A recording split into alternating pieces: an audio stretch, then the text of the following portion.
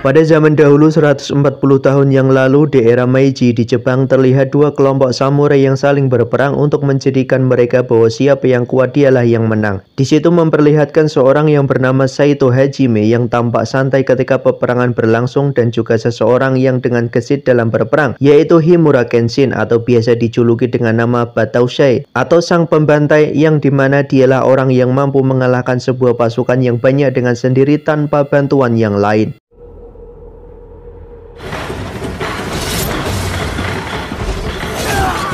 Dalam peperangan berlangsung dan salah satu kubu memenangkan perang dengan dikibarkan bendera kemenangan sebagai tanda bahwa salah satu pihak telah memenangkan pertempuran samurai tersebut, tapi tampaknya yaitu Hajime tidak menghendaki perang usai begitu saja. Lantas ia menantang sang pembantai ulung yaitu Batausei, Kenshin untuk yang terakhir kalinya. Tapi saat itu juga Kenshin sudah berniat dalam hati bahwa ini saatnya untuk bertobat sebagai samurai di mana dia telah membunuh banyak musuh dengan ditancapkannya pedang ke tanah bahwa ia menolak tantangan Hajime tersebut. Usai perang dan banyak sekali korban yang telah mati, tiba-tiba salah satu samurai yang masih hidup bangkit dari sisa peperangan dengan tergopoh. Ia bernama Jin, memiliki mata ninjutsu dan saat itu juga ia tidak sengaja memegang katana yang sebelumnya ditancapkan Kenshin. Dan ya, sebagai seorang samurai ia bisa merasakan betapa banyak teriakan korban yang telah direnggut oleh katana tersebut. Dan disitulah ia mengambil katana tersebut melanjutkan Batausei selanjutnya. Dan inilah Rurouni Kenshin. Setelah berlalunya perang 10 tahun kemudian di bawah kepemimpinan yang baru bernama Laksamana Aritomo Yamagata dengan hidup yang lebih modern dan dengan era baru pada masa itu. Era yang baru, pemimpin yang baru, dan di mana orang-orang sedang berjuang memperbaiki keadaan yang lebih baik, masih ada dari sekian banyak itu orang yang bisa dikatakan adalah mafia atau orang yang hanya mementingkan egonya sendiri dalam memanfaatkan situasi itu. Dia adalah Takeda Kanryu, seorang pebisnis barang haram yaitu opium yang mereka edarkan di Jepang dan luar Jepang hanya untuk kesenangan dan memperkaya diri.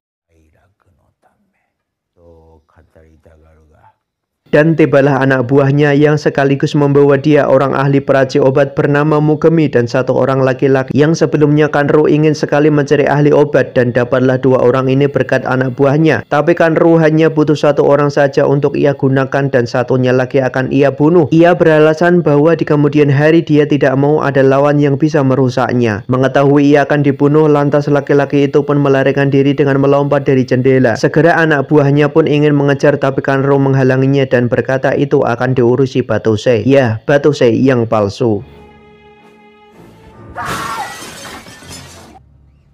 Di hari kemudian, keesokan harinya, polisi telah menemukan mayat yang tergeletak yang tidak lain adalah laki-laki yang melarikan diri semalam di markas Kanryu yang telah dibunuh oleh Batausei. Dan saat itu pula polisi juga menemukan selembar kain yang bertuliskan Batausei, sebuah pertanda jika ialah yang membunuh. Tapi polisi yang bernama Saito itu tidak percaya begitu saja karena ia telah melihat langsung Batausei yang asli sebelumnya saat pertempuran. Di tempat lain, Batausei yang asli sedang berjalan di sebuah taman. Tiba-tiba ia terkejut bahwa terpampang di papan pengumuman bahwa polisi sedang mencari Batausei karena ia telah dituduh melakukan pembunuhan sebelumnya. Dan saat itu juga Kenshin dihampiri wanita cantik yang bernama Kaoru, yang ketika itu juga wanita tersebut menghunuskan pedangnya ke arah Kenshin dan menuduh dia adalah Batausei yang dicari polisi. Kaoru yang saat itu melihat Kenshin membawa pedang langsung menyerangnya karena ia beranggapan bahwa orang yang membawa pedang adalah samurai yang sering membunuh orang. Dengan mempertahankan dirinya, Kenshin pun selalu menghindari dari serangan Kaoru dan ketika ia terjatuh, ia berujar bahwa ia bukan Batausei dan ia juga memperlihatkan pedangnya yang tumpul bagian bawah. Jadi ia beranggapan pedang ini tidak bisa membunuh orang. Mengetahui hal itu, Kaoru pun meminta maaf dan memberikan sebuah kain untuk membersihkan baju Kenshin yang sebelumnya terjatuh.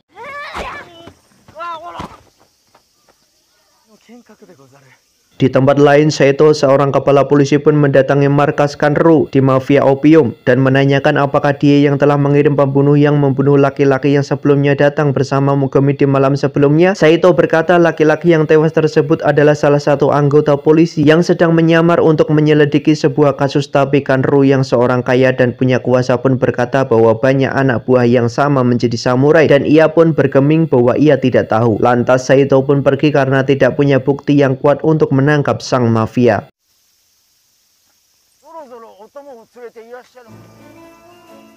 Setelah Saito pergi, Kanro pun mendapat informasi dari anak buahnya bahwa Mogami telah melarikan diri dan saat itu pun ia memerintahkan kepada anak buah spesialnya yaitu Batosai palsu alias Jin yang sebelumnya ialah yang selamat dari peperangan dan yang menemukan pedang Kenshin dan ia ditugaskan untuk mencari Mogami hidup-hidup.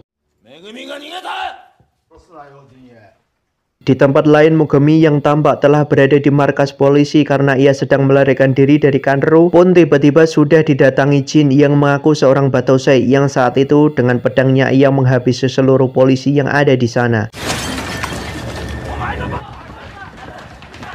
Mogami yang mengetahui Jin mengincarnya, ia pun lantas melarikan diri dari ruang belakang dan saat itu Jin pun sudah tidak menemukan Mogami di tempat itu.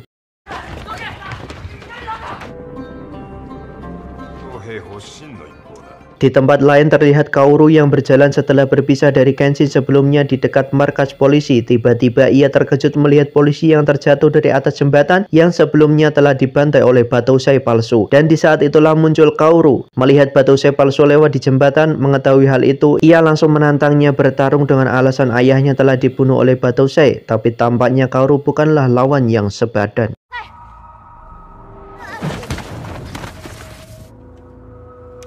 Saat Kaoru terdesak karena kalah kualitas dalam bertarung dengan Batosai palsu, saat itulah tiba-tiba Kenshin pun muncul untuk menyelamatkannya dari si Batosai palsu. Dan di saat itulah dengan tanda bekas goresan luka di pipi, Jin pun mengetahui bahwa ia tidak lain tidak bukan adalah sang legenda yang telah hilang. Buktinya saat Jin menyerangnya dengan mata spesialnya, Kenshin tidak terpengaruh apa-apa berkat chi yang kuat dalam tubuhnya. Mengetahui hal itu, ia pun membiarkan pergi Kenshin di saat polisi datang menghampiri mereka.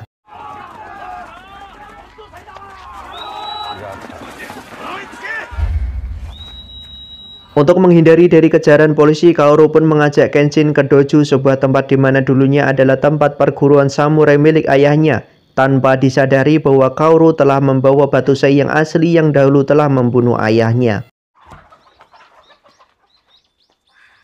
Tak lama setelah Kenshin pergi, tidak lama datanglah adiknya, Kaoru yang bernama Yahiko. Ya, dialah satu-satunya murid yang tersisa setelah ayahnya tiada. Di saat Kaoru sedang berlatih, datanglah gerombolan preman sebelah yang saat itu juga berkata ingin membeli perguruan ini dengan harga yang mahal. Karena Kaoru menolak, gerombolan itu pun seketika itu merusak apapun yang ada di sana dan menyakiti Kaoru dan adiknya.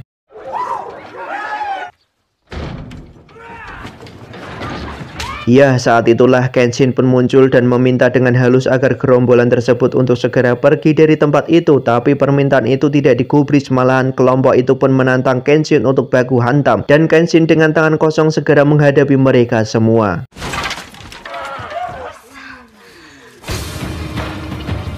Pertarungan berlanjut di dalam ruangan. Kenshin pun memperlihatkan kemampuan bertarungnya dengan sangat lihai hingga tak seorang pun mampu menyentuhnya.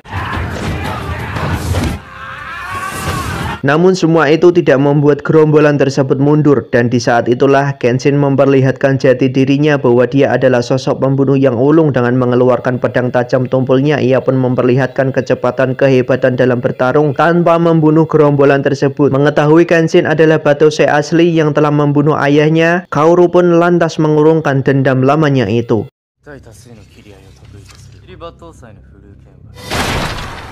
Akibat dari perkelahian itu pun Kenshin ditangkap polisi dan dibawa ke tahanan, dan di sana memperlihatkan tahanan yang lain bernama Sanosuke yang ketika Saito menghampiri Kenshin bahwa benar Batosai itu nyata.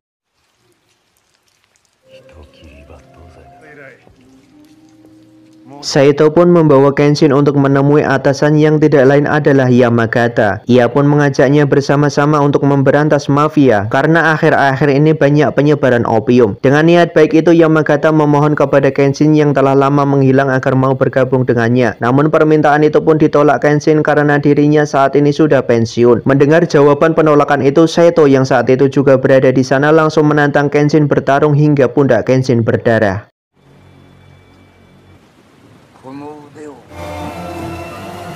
Setelah usai Yamagata membiarkannya pergi dan ketika itu di luar sudah ada Kaoru untuk menjemput Kenshin dan mengajaknya pulang. Namun Kenshin pun berkata bahwa dia adalah pembunuh, tapi Kaoru tidak mempermasalahkan itu karena dia beranggapan bahwa semua orang punya masa lalu dan berhak untuk menjadi pribadi baik. Di tempat lain, Mogami yang sudah berhari-hari melarikan diri dari kejaran jin dengan bahasa koyup ditemukan oleh Yahiko, adik Kaoru, dan menyelamatkannya. Setelah sampai di rumah, mereka pun bertemu dan saling berkenalan baik Kaoru, Mogami, Yahiko, dan Kenshin dan memutuskan untuk hidup bersama. Dan Kaoru pun memberikan baju baru milik mendiang ayahnya kepada Kenshin sebagai tanda untuk memulai kehidupan baru mereka.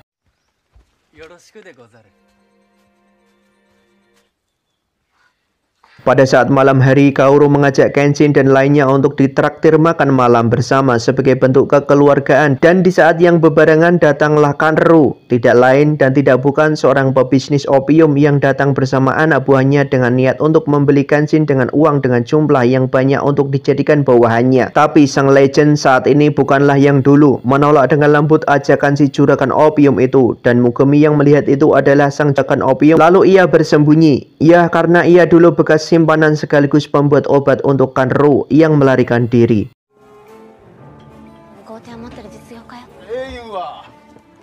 Karena menolak ajakan tersebut dan tidak berniat bergabung dan juga bukan karena uang, di saat itulah muncul Sanosuke yang menyebut dirinya seorang pengaco yang membawa pedang besar seperti Samehada. Ya, dari tampangnya sih tidak seram-seram amat. Dia juga menawarkan dirinya kepada Kanru karena dia melihat uang yang begitu banyak agar bisa menjadi penjaganya. Agar Kanru menganggapnya seorang jagoan hebat, ia pun menantang Kenshin yang seorang Batosai yang hebat dan Kenshin pun menyanggupinya tapi di tempat luar.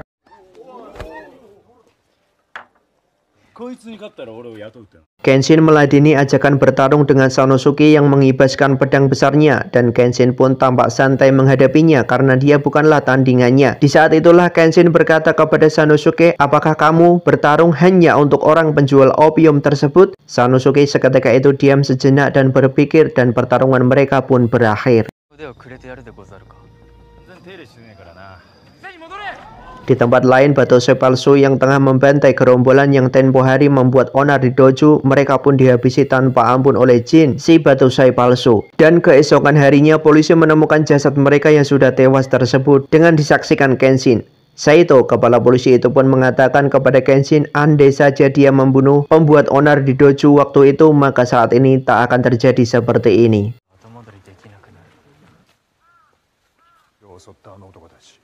Keesokan harinya di rumah dojo terlihat warga yang berdatangan untuk meminta bantuan karena telah terkena wabah penyakit yang diakibatkan telah meminum air sumur yang sama yang telah tercampur racun. Dan bisa ditebak bahwa ini semua adalah ulah dari si kakek opium yang sengaja ingin meracuni warga setempat dengan niat ingin menguasai dojo dan seisinya. Sanosuke yang kebetulan di sana dan bertemu dengan Kenshin pun juga bersama menolong warga yang lain untuk membantu mengobati warga.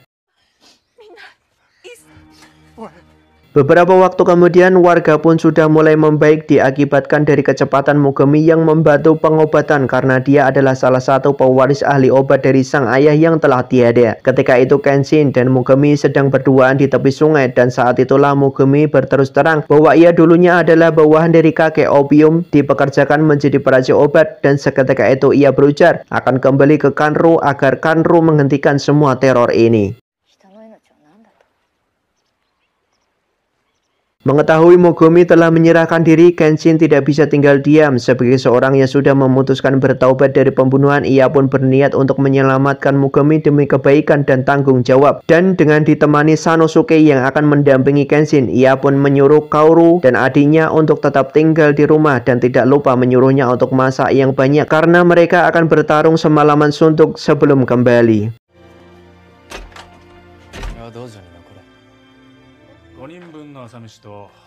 Di waktu yang sama, Mogami pun telah sampai di markas kakek opium tersebut dan dengan sadisnya memukuli wanita tersebut, dan saat itulah terdengar suara ribut-ribut di luar, dan ya itulah Kenshin yang sudah sampai di markas kakek opium untuk mengobrak-abrik markas tersebut. Dengan pedang terbaliknya, Kenshin mampu menghajar seluruh anak buah kakek opium itu tanpa membunuhnya, dan karena kakek opium itu terus melemparkan uang yang banyak agar anak buahnya terus bertarung melawan Kenshin, maka mau nggak mau mereka harus terus menyerang demi uang yang kakek opium lemparkan.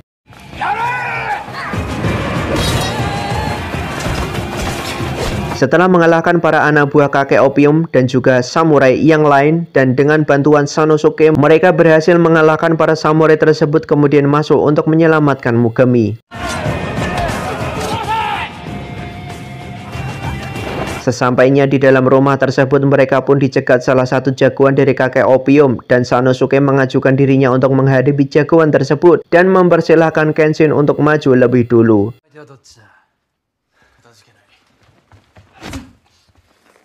Tanpa pedang ataupun senjata apapun, Sanosuke dan pendekar tersebut saling baku pukul hajar menghajar. Disitulah terlihat bahwa pertarungan mereka seimbang, dan bahkan di satu waktu perkelahian berlangsung, Sanosuke mengajak lawannya itu makan dan minum dulu untuk memulihkan kekuatan.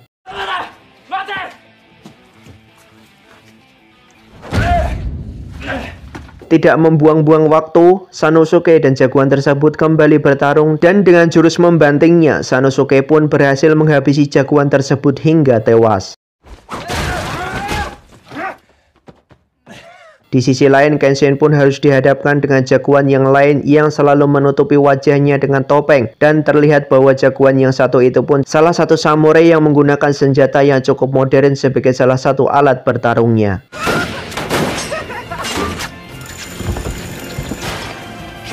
Pertarungan pun terus berlanjut saat si jagoan tersebut melihat bahwa pedang yang dipakai Kenshin adalah pedang tajam terbalik. Ia pun merasa bahwa dia bukanlah musuh yang sangat berbahaya, dan saat itu pun Kenshin bisa mengalahkannya tanpa membunuhnya.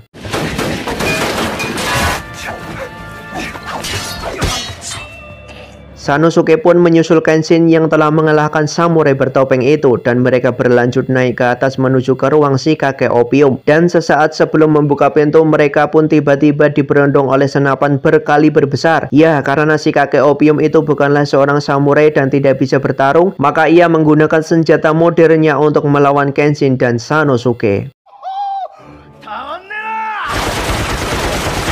Dalam kondisi terdesak, Hajime yang datang terlambat itu mengatakan bahwa kelemahan dari senjata itu adalah hanya bisa menembak satu arah, dan dari arah lain itu adalah celahnya. Maka dari itu pun mereka berpura-pura mengalah agar bisa membuat kakek opium terlena.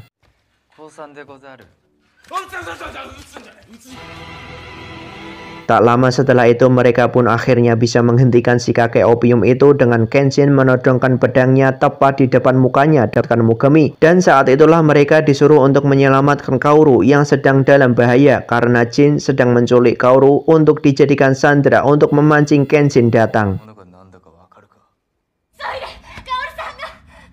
Di kuil tengah hutan, Kenshin datang, dan saat itu sudah ditunggu oleh Jin atau orang yang selama ini mengaku batusai palsu. Ia pun langsung menantang adu pedang saat itu juga karena Jin berambisi untuk menjadi orang nomor satu sebagai julukan si pembunuh.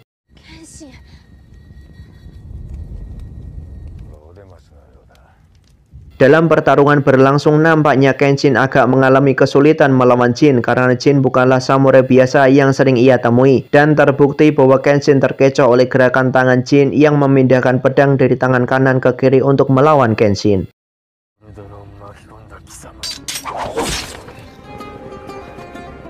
Anggapan Kenshin bukanlah tandingannya, Jin pun menggunakan kekuatan matanya untuk menyerang paru-paru Kaoru sehingga menyulitkannya untuk bernapas. Dan jalan satu-satunya untuk menyelamatkan Kaoru adalah membunuh Jin itu sendiri agar bisa memutus pengaruh dari matanya ke Kaoru. Jin pun berniat memancing Kenshin agar mau jadi pembunuh lagi agar rencana tobatnya seorang batusai itu terganggu.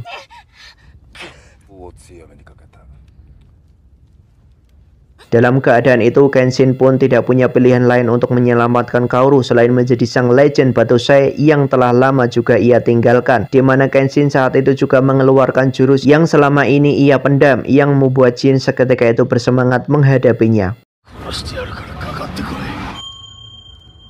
Kenshin kembali memperlihatkan gerakan gesitnya, ya, gerakan sang pembantai, dan jika saja ia tidak menggunakan pedang terbaliknya, mungkin saja Jin bisa langsung tewas ketika itu juga. Saat Kenshin bersiap untuk mengakhiri pertarungan itu, tiba-tiba Kaoru pun berteriak dengan kekuatannya ia sudah terlepas dari pengaruh Jin agar tidak membunuh lagi. Namun Jin tidak menyerah, bahkan Kenshin sudah mengatakan bahwa tangannya sudah cedera dan mustahil untuk mengangkat pedang lagi. Namun Jin tidak bermaksud menyerang Kenshin lagi, namun ia bunuh diri lantaran malu kepada dirinya sendiri. Tidak lama setelah itu, Saito Hajime datang terlambat setelah keadaan genting itu. Lalu Kenshin pun menggendong Kaoru pulang untuk mendapatkan perawatan. Setelah pertarungan selesai, kakek opium pun ditangkap dan semua samurai yang terlibat juga ditangkap dan dilucuti pedangnya. Kaoru, Mugumi, Kenshin, Sanosuke, dan Yahiko pun memulai hidup baru dengan tenang tanpa ada gangguan yang berarti lagi. Dan film pun selesai. Dan pelajaran yang bisa dipetik dari film ini adalah semua orang punya masa lalu yang mungkin tidak baik untuk dirinya sendiri, bahkan orang lain. Tapi yakinlah bahwa kesempatan hidup hanya sekali. Masih ada waktu, mari kita perbaiki diri kita untuk menjadi pribadi yang lebih baik. Tetap semangat dan berdoa.